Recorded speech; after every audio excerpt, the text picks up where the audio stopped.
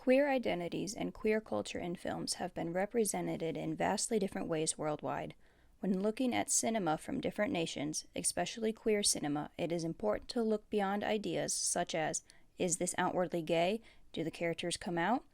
And in general, to avoid forcibly applying American Hollywood-style filmmaking to other national cinemas.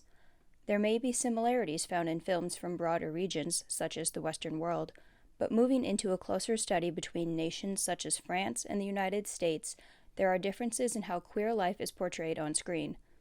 When comparing and contrasting two nations such as France and the US, it is key to look at them from a cultural point. Diving deeper into what the nation's social and political opinions are, what queer life and individual identity looks like, and how issues of race and gender combine with queerness. The aim of this video is to provide a greater context on how queer identity is explored differently between France and the United States, as well as note the elements they have in common. The rise of queer theory in France was seen by many locals as an invasion of their culture and an attempt to Americanize the nation, but Bruno Peru writes that this fear of American invasion is just thinly veiled homophobia in an attempt to remain pure to a straight, white French nation. This is an issue that can be examined globally. Similar arguments are seen in the US, India, Mexico, and so on. Gay marriage was officially legalized in France of April 2013, 2 years before the United States Supreme Court ruling came in 2015. French queer theory, most simply put, is a re-examination of queer theory that has mostly come out of American scholarly sources and recontextualized to a French perspective. In order to understand the types of queer films being made in a country and how directly or indirectly queer it might be, knowing the nation's political and social standing is of great use. Equodex.com provides updated information on the Equality Index of regions around the world. Differing from the United States, France has banned conversion therapy, legalized gender reassignment surgery, allowing for gender to be changed on official documents. France does not have any laws restricting the discussion of LGBTQ topics, while the U.S. is increasingly banning discussion of LGBTQ topics in schools and many public spheres. The 90s were an important time in queer history for both the States and in France. Gay male sexuality was at the forefront of the queer film movement in France. The 1999 film Beau Travail challenges straight gaze of cinema without explicitly showing homosexual acts. Though it is clear there is tension between the men and infers thoughts and actions, it is never said out loud. It can be best described as homosocial or homoerotic between the characters and images. But what exactly is new queer cinema? Where did the word come from? The term was first coined by Ruby B. Rich in an article from Village Voice. New queer cinema is a term used to describe the boom of LGBT films that appeared in the early 90s, in which the queer community began getting their work into mainstream culture. While it did have global effects, most of its focus was based in American cinema.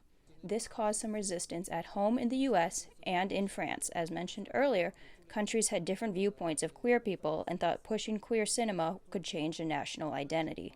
While both of these nations had some similar issues in the fight for equality, both being heavily impacted by the AIDS crisis that was soon followed by the huge growth of queer activism in the 90s, there are significant differences in how the nations portray LGBTQ people and who gets represented more.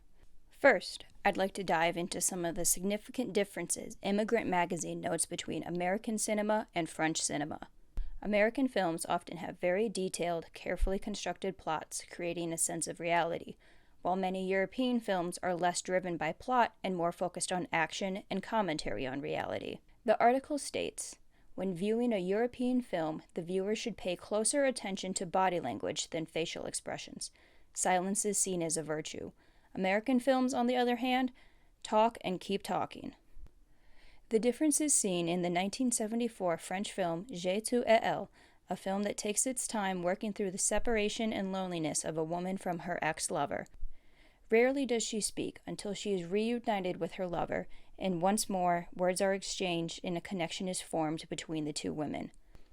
When compared to an American film such as Marriage Story, where the couple goes through a very messy divorce, dialogue tells us everything we need to know about their emotional states. You could close your eyes and visualize exactly what is occurring on screen. Differences between the films in these nations run deeper than just the stylistic and story elements. Cultural norms and audience reactions also play a major role in shaping the films that are made in both countries. It is fairly well known that much of Western Europe, including France, is often much more open to discussions of sex and displaying nudity and sexual acts on the screen, while in the States, films are often poorly reviewed and not seen as valuable if they include unsavory sexual content.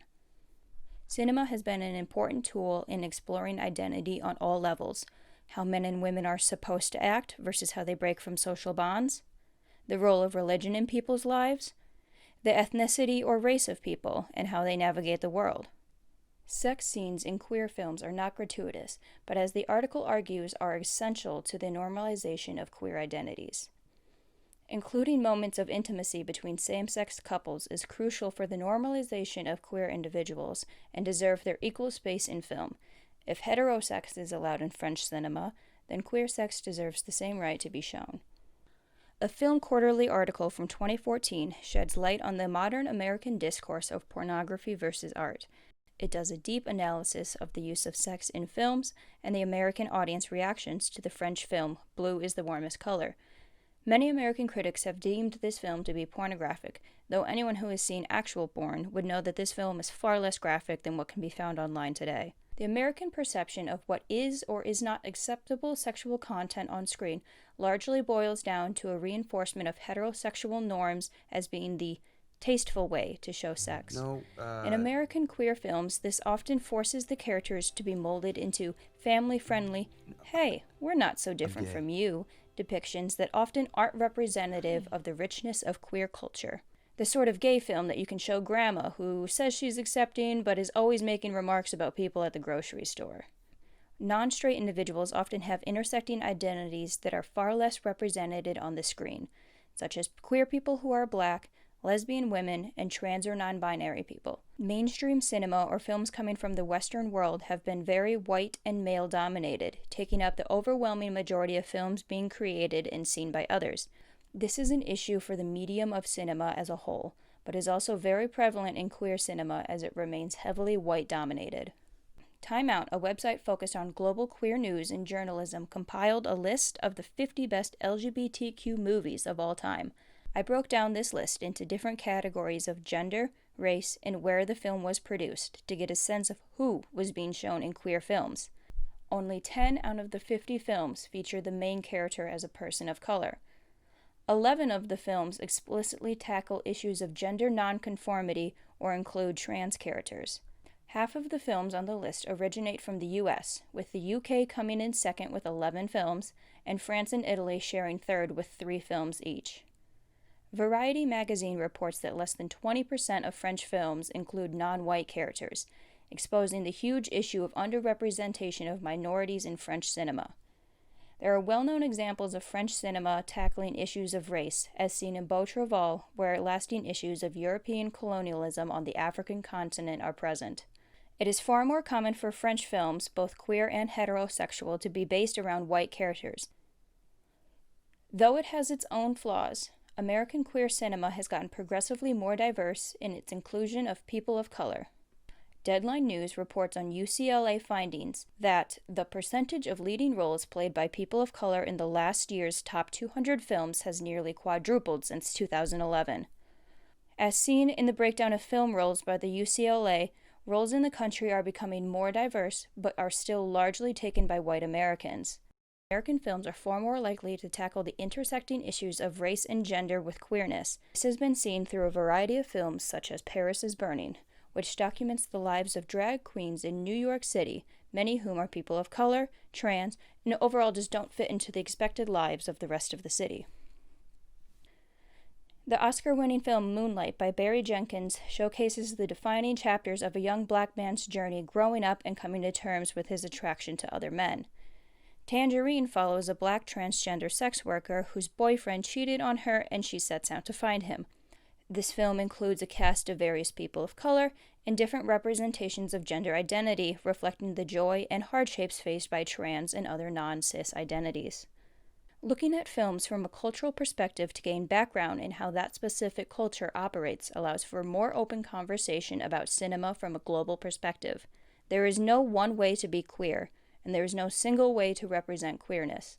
The nations of France and the United States may have similar histories on the treatment of LGBTQ individuals, but the way they portray queer life in films differs greatly due to cinematic styles and social norms surrounding sexual content and race.